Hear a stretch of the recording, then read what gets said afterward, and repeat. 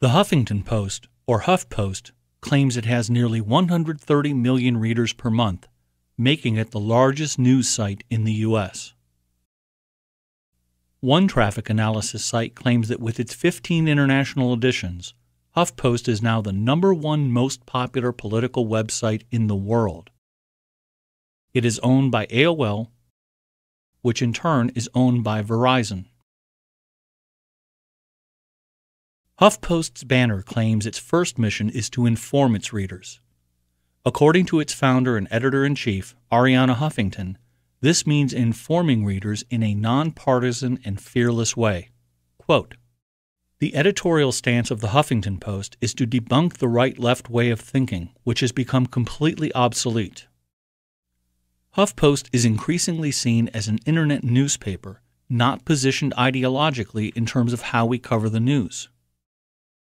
Too many reporters have forgotten that the highest calling of journalists is to ferret out the truth, consequences be damned." However, several respected watchdog organizations have accused HuffPost of bias regarding Israel. The Simon Wiesenthal Center blasted HuffPost for, quote, "taking the art of lying to new depths," and for its false depiction of Israel as a malevolent aggressor.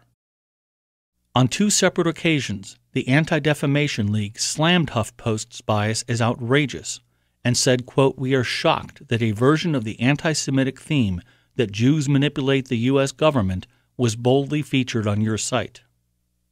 And the Committee for Accuracy in Middle East Reporting in America, or CAMERA, exposed and corrected more than 12 false or misleading allegations that HuffPost made in one article regarding Israel's efforts to defend itself from Palestinian terrorism.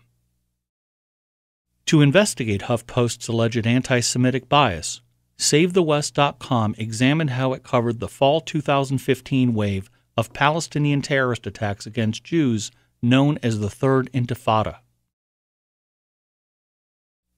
Our investigation spanned a 10-week period from the beginning of the Intifada on September 13th through November 30th.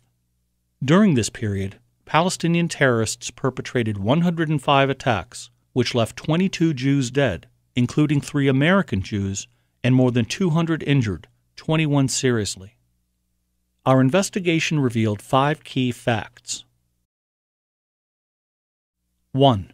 Of the 105 Palestinian terrorist attacks during this period, HuffPost ignored 94 of them, meaning that they never appeared on either its front page or world page, its 2 highest traffic pages that deal with international news. 2. Of the 11 stories concerning attacks that HuffPost did cover, all of which were wire service reports from the AP or Reuters, in 9 cases it manipulated either A, the provided headline copy, to blur the distinction between Palestinian terrorists and their Jewish victims, or B, the headline imagery to evoke sympathy for Palestinians. In one case, it modified a provided headline to falsely imply that Israel was the aggressor. In another, to insinuate that Israeli Jews are murderous racists. 3. Instead of reporting about the Jews who'd been murdered and injured, in the days after these attacks, HuffPost gave sympathetic, picture-rich coverage on its front page to stories of abused animals, sad celebrities, and an array of freakish, tabloid-style news items. 4. The only sympathetic personal images that HuffPost inserted into stories about Palestinian terror attacks were of Palestinian rioters, terrorists, or their grieving loved ones. 5. In several incidents, HuffPost gave top, sustained coverage to editorials that whitewash and legitimize the Palestinian narrative, and at least one that explicitly justifies their terrorist attacks against Jews. Save the West documented what appeared and didn't appear on HuffPost's front page and world page by taking full-page screen captures of these pages every day, often twice a day. We also took full-page screen caps of key story pages. We then correlated all this data to news items that appeared in various other print and online publications in the U.S., Israel, and elsewhere. The key documentation to support all of our allegations is located on this page at SaveTheWest.com.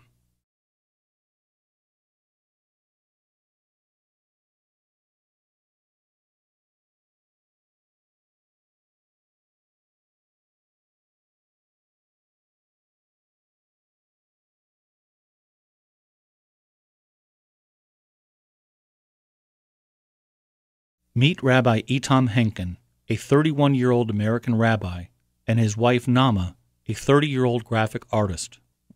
One close friend described them as, quote, a dream couple, inseparable. Everyone knew that they went everywhere together. They invested a lot in their relationship, in their family, in their children. On October 1st, 2015, 3 weeks into the Third Intifada, the Henkins were driving home with their 4 small children. From out of the darkness, Palestinian terrorists emerged with machine guns and murdered the Henkins in front of their children. The Henkins' funeral was attended by thousands of Israelis. Their eldest son, age 9, recited the Kaddish, or mourner's prayer, at the service. The story of the Henkins' murders was covered widely in the Israeli news media and received coverage in the U.S. on outlets including NBC and the Chicago Sun-Times. HuffPost essentially ignored the Henkins murders in that it published nothing about them on either its front page or its world page. The only item it posted about them was a sidebar editorial buried near the bottom of a subpage, far beyond the view of the casual reader. Contrast how HuffPost treated the Henkins to the personalized, graphic coverage it gave several years ago to a Palestinian man, both on its front page and world page simultaneously, after he claimed he was wrongfully tased by the Israeli police in front of his children. HuffPost included the man's name and allegations in the headline and wrote an original story for it. The Israeli police, however, claimed that its officers were acting in self-defense and that the video was shot or edited to only show what happened after the man attempted to interfere with them. HuffPost only alluded to that fact in the very last sentence of the story. Also, contrast how HuffPost treated the Henkins murders to these pictures it posted of a sad-eyed young Palestinian girl from Gaza on its front page and the top of its world page simultaneously holding a picture of her father after Israel was accused of abducting him. On its story page, HuffPost included this victim's name right in the headline, and it knew from the copy that this man, Dirar Abu Sisi, was suspected of being a senior member of the Hamas terror group. Later, he openly admitted to an Israeli court that he indeed was a senior terrorist with Hamas, that he planned the murder of Jews, and that he used his engineering education to dramatically advance the technology of the rockets that Hamas fires into Israeli cities. He was sentenced to 21 years in prison. HuffPost ignored all of those parts of this supposed victim's story. In another incident, in August 2015, when a Palestinian was killed during violent clashes with Israeli police, HuffPost published the picture and sympathetic personal story of a wailing relative of the deceased on both its front page and world page simultaneously for 3 straight days. So, being that HuffPost decided to essentially ignore the Henkins murders, what kinds of sympathetic news stories did it decide were more worthy of graphic, personalized, front-page coverage in the following days instead? Here's a sampling. A cat that was killed by a veterinarian. A convicted murderer who protested his execution, which HuffPost featured on its front page for 4 straight days. And hungry seals.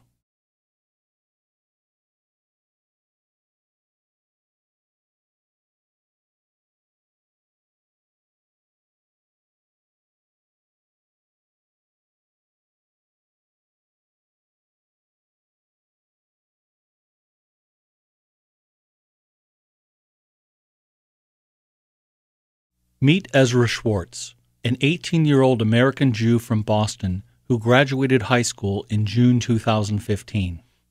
A friend said, quote, Ezra's soul yearned to help others. he would go out of his way to sit with a kid who was struggling. His grandfather said Ezra earned the respect and love of all kinds of people, but that, quote, kids with little quirks and idiosyncrasies were his specialty. On November 18, 2015, Ezra was traveling in a car with friends. While they were stopped in a traffic jam, Palestinian terrorists opened fire on their car with machine guns. Ezra and 2 others were killed. Palestinian terrorists murdered 2 other Jews a few hours later. The Israeli news media gave heavy coverage to this latest Palestinian murder spree and the fact that one of the victims was an American. On November 19th, Reuters published this story which mentioned Ezra and the fact that he was an American. The next day, November 20th, HuffPost published the Reuters story on both its front page and world page. However, note how it rewrote the headline to now read, American Teen Among 5 Killed in Israel Attacks. Why did HuffPost remove the part of the Reuters headline that clearly stated that Palestinian terrorists perpetrated this attack? And why did it also insert the words, in Israel attacks, as if to imply that Israel itself was responsible for them? If one only got their news from HuffPost, what other conclusion could they reasonably come to, especially given its virtual blackout on the near-daily Palestinian terrorist attacks on Jews that had been occurring over the previous 2 months? Ironically, even though HuffPost included Ezra's name in the story page URL, it featured not a single picture of him and nothing about his personal story on this page or anywhere else. A few days after Ezra was murdered, hundreds of Israelis gathered to pay a tearful tribute to him before his body was returned to America.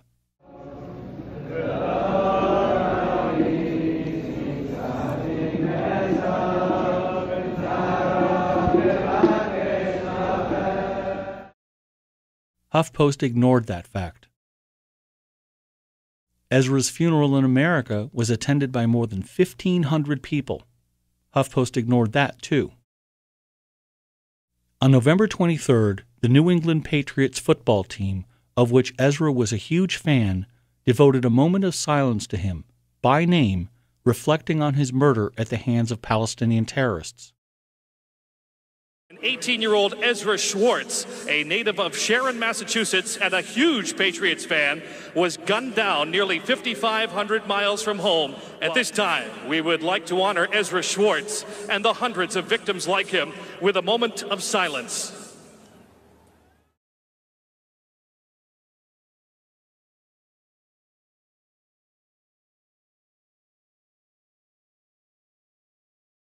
HuffPost ignored that too.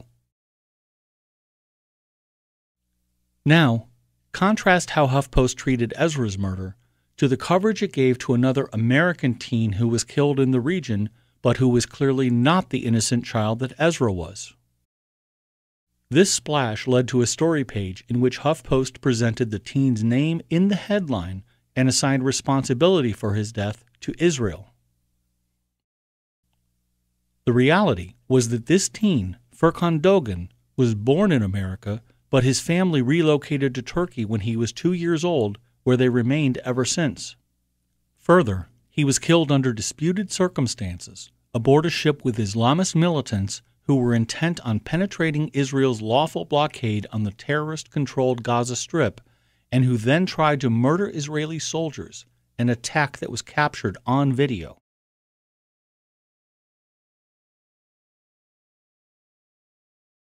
The Anti-Defamation League blasted HuffPost's coverage of Dogan's death as outrageous, especially regarding an editorial that compared it to a Palestinian terrorist's murder of a crippled Jewish man, Leon Klinghoffer. Quote, Dogan was among a group of extremists who came aboard with axes, knives, and other weapons with intent to attack and kill Israeli personnel when they boarded the ship.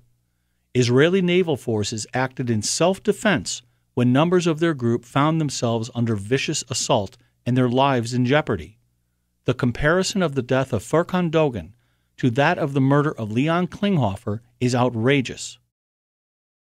So, being that HuffPost decided to whitewash and downplay Ezra's murder, what kinds of sympathetic news stories did it decide were more worthy of graphic, personalized, front-page coverage in the following days instead? Here's a sampling. A story about abused puppies, and a story about a model losing followers on social media, which ran on its front page for 3 straight days, and the latest photos of a pop star revealing her private parts on the top of the front page, where it remained for 3 straight days.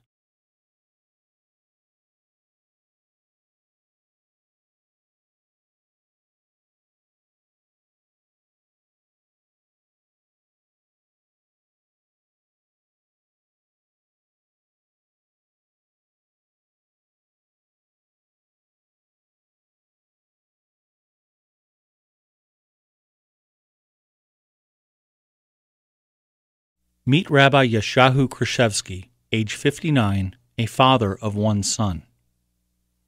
News reports described him as a devoted scholar of the Torah and an author who wrote a series of books on weekly prayers. Rabbi Krishevsky's son described him as, quote, all heart and kindness.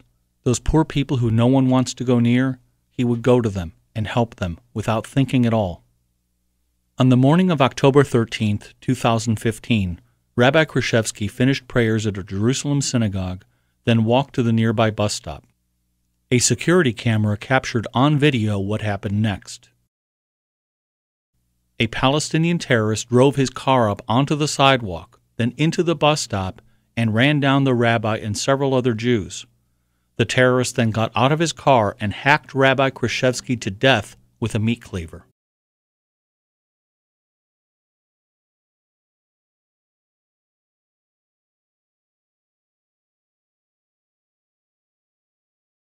Several Israeli and Western news organizations presented this video in their reports of the attack, along with accounts of 4 other Palestinian terrorist attacks that occurred the same day, which left 2 more Jews dead. 19 other Jews were injured in this day's attacks, including an American peace activist, Richard Lakin, who was left clinging to life after Palestinian terrorists shot him in the head and stabbed him in the chest. He died 2 weeks later. The video of Rabbi Krishevsky's murder was also included at the very top of the story that Reuters wrote about this latest bloody day of Palestinian terrorism. HuffPost published the Reuters story on both its front page and world page. However, note how it changed the copy of the headline to remove any indication that Palestinian terrorists were responsible for this massacre.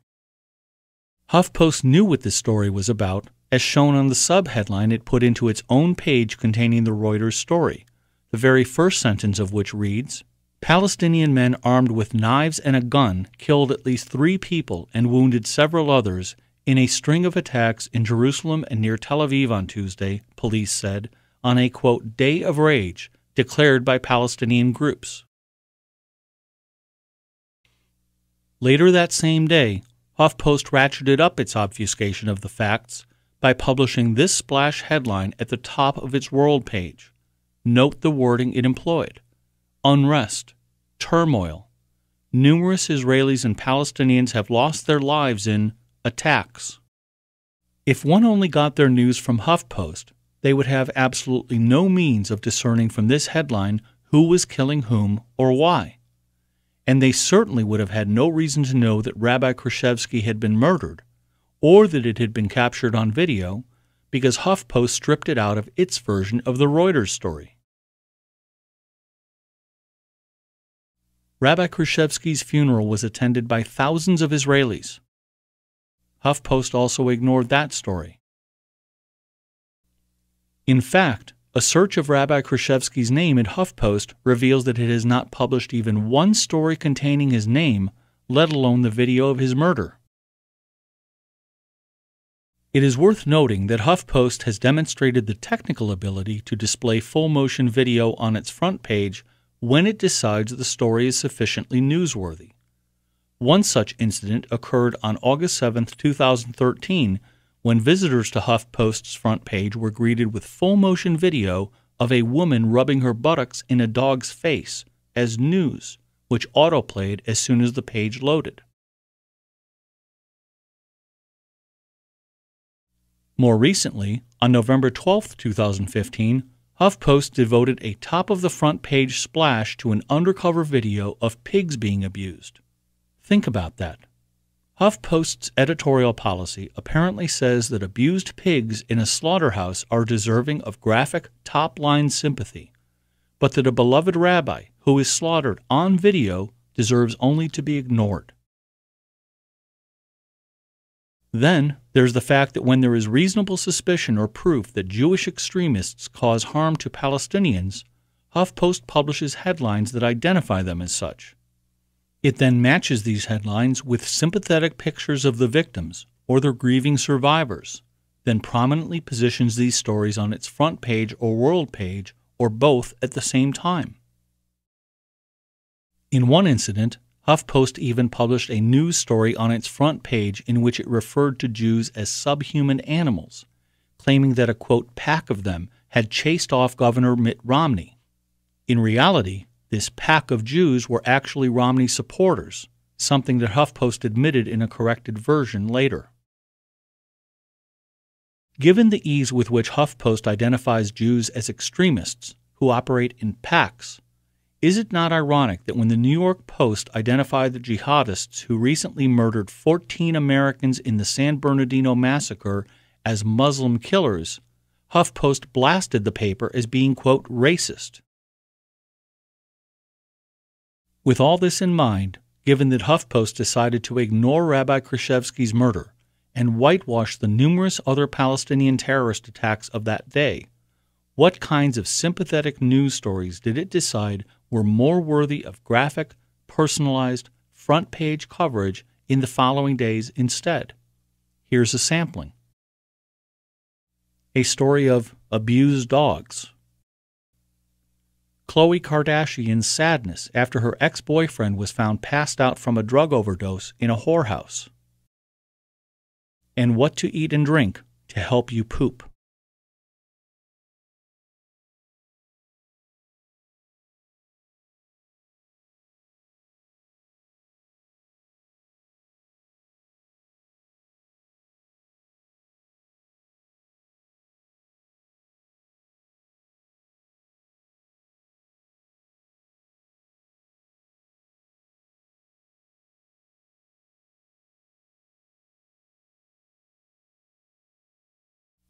Meet Hadar Buchris.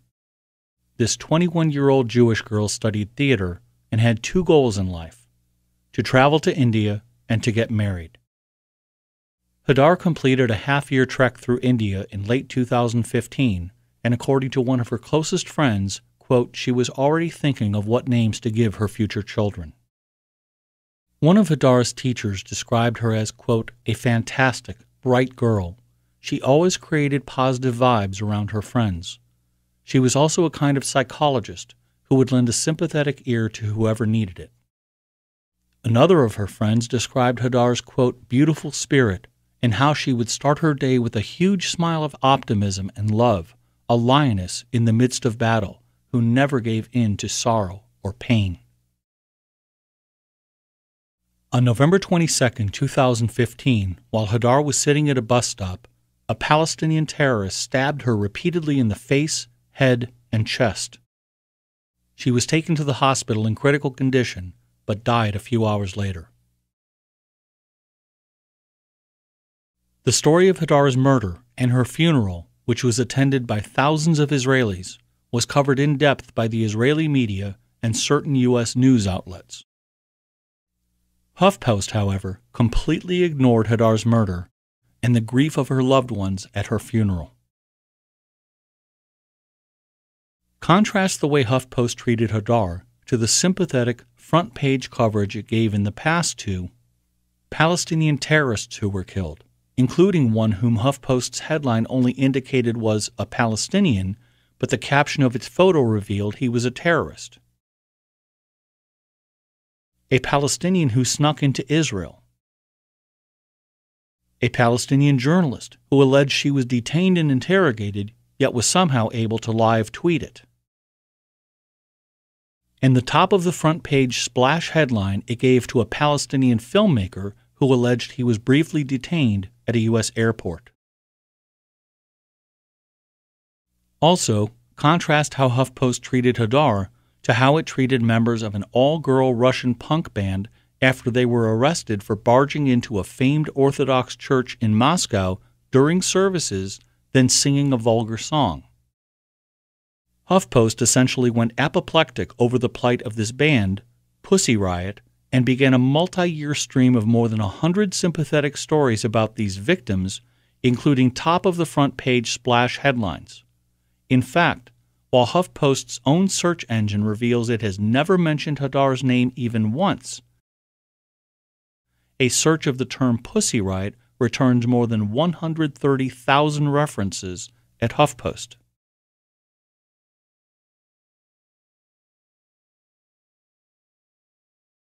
So, being that HuffPost decided to completely ignore Hadar's murder, what kinds of sympathetic news stories did it decide were more worthy of graphic, personalized, front-page coverage in the following days instead?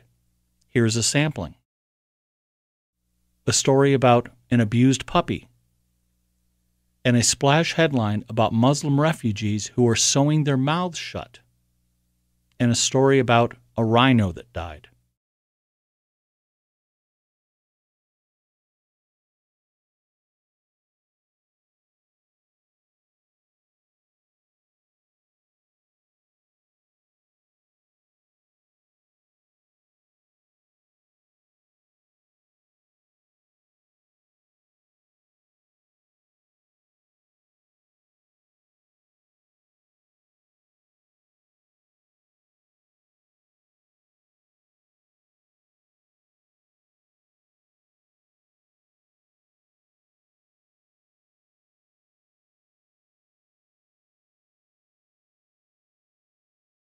By October 6th, 3 weeks into the Third Intifada, Palestinian terrorists had murdered the Henkins and 3 other Jews and had injured 8, including a 2-year-old boy.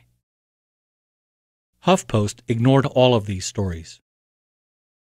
On October 6th, HuffPost published this, its first front-page story that in any way related to the situation in Israel. Note how the headline implied that Israel was taking unprovoked, malicious action against Palestinians, specifically the poor woman in this picture. Upon clicking on that headline link, the first thing one sees on HuffPost's story page under the headline is this subheadline that tells the actual story but which casual readers may miss. Quote, "The violence comes amid a new wave of violence after Palestinian gunmen killed an Israeli couple in the West Bank." What couple? What gunmen? After all, until this point, HuffPost had ignored all of the Palestinian terrorist attacks on Jews. But HuffPost was just getting started. On the story page, beneath the picture of the woman in front of the wrecked structure, HuffPost inserted this picture of Israeli Prime Minister Benjamin Netanyahu, clearly very angry. Then, beneath one more picture of a demolished home, HuffPost inserted this picture of a Palestinian woman crying over her son's casket. The caption HuffPost inserted beneath this photo read, quote, "Israeli troops shot dead 2 Palestinian teenagers, including a 13-year-old boy on Monday." In this photo, the mother of 13-year-old Palestinian Abdel Rahman Abdullah mourns at her son's funeral on October 6th. HuffPost clearly asserted that Israeli soldiers murdered 2 Palestinian teenagers. What HuffPost left out of this caption, however, is the fact that this woman's son was shot while he was attacking Israeli soldiers with rocks. How do we know this? Because it's deep in the copy of HuffPost's own story page. Quote, "Israeli forces killed another Palestinian assailant over the weekend, and on Monday, the troops shot dead 2 teenagers, including a 13-year-old boy who were throwing stones during clashes with Israeli soldiers in the West Bank." It is also worthwhile to note that neither the picture of Netanyahu nor of the grieving mother were included in the story that HuffPost obtained from the AP. This is evidenced by the CBS.com and San Francisco Gate versions of the exact same AP story. HuffPost actively sought these pictures out and inserted them to visually construct a false narrative that Israel was acting as a murderous aggressor and Palestinians were the innocent victims. This is exactly the same kind of libelous incitement and obfuscation that the Palestinian governments, terrorist groups, and the media entities that they control use to justify murdering Jews, supposedly in retaliation.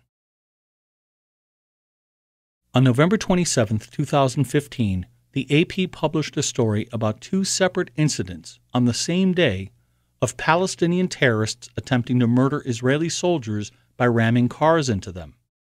Note that the only picture the AP included in the story was of one of the crime scenes. HuffPost published the AP story on its front page and world page, but it manipulated the headline to once again visually depict Palestinians as the victims. In this case, it did so by inserting an unrelated picture of a Palestinian funeral scene in which angry attendees are holding up the corpse of what may well have been one of the terrorists who was killed during or after an attack on Jews. And on the story page, HuffPost inserted another unrelated picture, this time of a wailing Palestinian woman. Why would HuffPost, a self-professed nonpartisan newspaper, repeatedly go to such lengths to graphically depict the anger and grief of Palestinians over their lost loved ones, yet not publish a single picture of any of those grieving Jews who'd been murdered by Palestinian terrorists? But wait, it actually gets worse. On October 19th, 5 weeks into the Third Intifada, HuffPost published this splash headline on its world page, which it matched with this sympathetic picture of an apparently exasperated, exhausted Palestinian rioter or terrorist. The journalist who wrote this editorial compared Palestinian teenagers to those she encountered as a teacher in America and in the West Bank as being, quote, normal kids who wanted normal lives. They wanted to sleep through the night without the fear of soldiers raiding their house, turning it upside down, or stationing themselves on the roof. And what about the fact that these teens were perpetrating a significant portion of the murderous attacks against Jews? HuffPost hoisted this journalist to the top of its world page to claim that these teenage terrorists are actually the victims in this equation. Quote, today's stabbings are cries of despair and hopelessness. Was HuffPost unaware of this video, captured on October 16th, only 3 days earlier, of a Palestinian teenager attempting to murder Jews in an Israeli supermarket? Does he appear to be a normal kid or crying out in despair?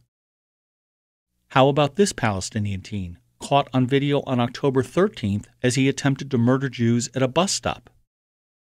Or what about these Palestinian children, ages 11 and 14, who attempted to stab an Israeli security guard to death on a train? Curiously, as much as HuffPost enjoys giving top coverage to videos that it believes are newsworthy, it completely ignored these videos. Later on October 19th, HuffPost inserted this editorial at the top of the blog section on its world page, an even more Orwellian means of once again depicting Palestinians as the real victims in this situation. A one-sentence excerpt is all that's needed to expose the depth to which this journalist and HuffPost sunk to engage in this kind of libelous incitement.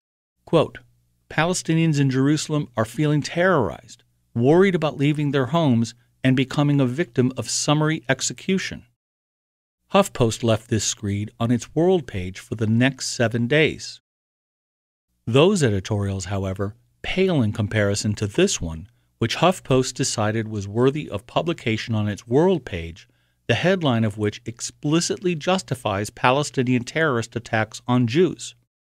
And HuffPost left it there for 6 straight days.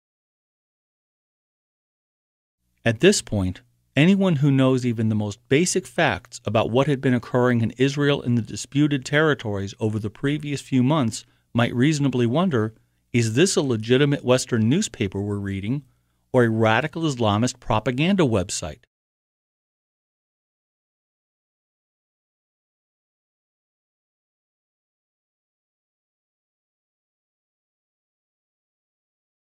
For thousands of years, anti-Semitism has been defined as the hatred of Jews. Since Jews were enabled in 1948 to begin returning to their ancestral homeland in Israel, however, the definition of anti-Semitism has broadened to encompass the expanded manifestation of the hatred and discrimination at its root.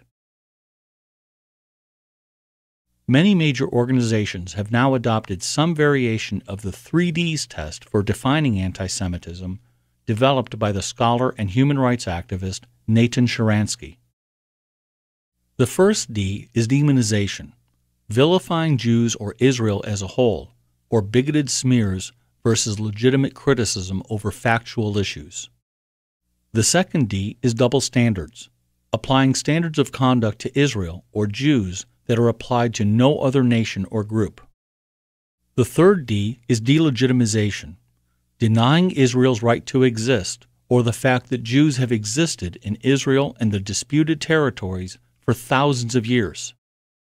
We contend that there is also a fourth D that pertains directly to the content of this video. Dehumanization, or the claim that Jews are not part of the human race and therefore do not deserve the same status or considerations that human beings enjoy. Just as slaveholders justified trading in black Africans on the basis that they are a subhuman species, akin to cattle, for thousands of years anti-Semites claimed that their attacks on Jews are justified because they're akin to vermin infesting the world. The Nazis industrialized this dehumanizing hatred and ended up murdering 6 million Jews.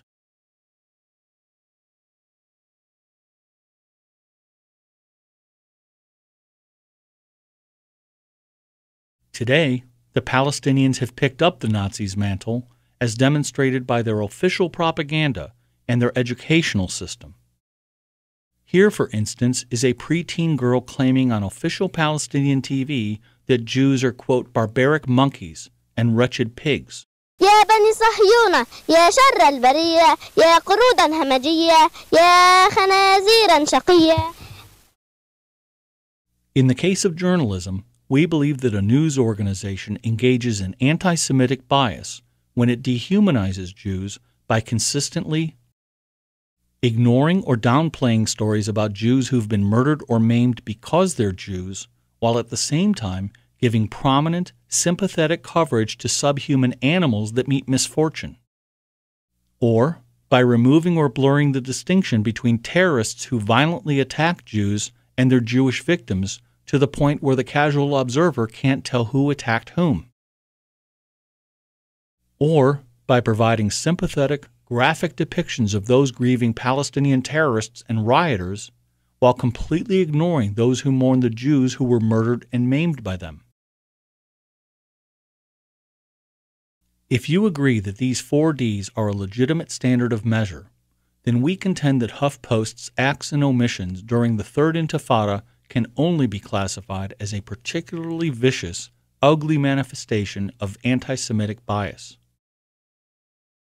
We further contend that by prominently publishing editorials that rely on demonstrably false, libelous accusations to justify or whitewash violent attacks on Jews, HuffPost has taken anti-Semitic bias to a whole new level and into the realm of overt incitement.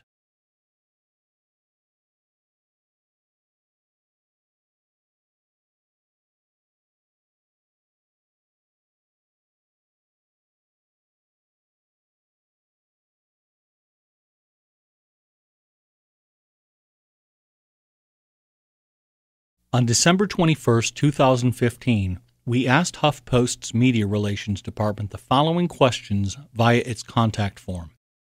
Regarding your coverage of recent Palestinian terrorism, the Third Intifada, 1. Why have you not presented any stories or pictures on your front page or world page that focused on any of the Jewish victims of the attacks, especially the 3 Americans who were murdered or their grieving loved ones? 2. Why, in contrast, do you consistently and exclusively insert graphic, sympathetic pictures of Palestinian terrorists and their grieving loved ones into your news stories about the Third Intifada? 3. Why do you effectively dehumanize Jewish victims of Palestinian terrorism by publishing on your front page sympathetic, picture-rich stories about abused animals and sad celebrities in the hours and days after these Jews were murdered and maimed instead of anything about them? And 4, why do you rewrite wire service headlines that explicitly describe acts of Palestinian terrorism and murder to instead claim only nondescript unrest or violence is occurring? As of February 10, 2016, HuffPost has not responded. If you'd like to express your views on the matters documented in this video to HuffPost's parent company, Verizon, here's how.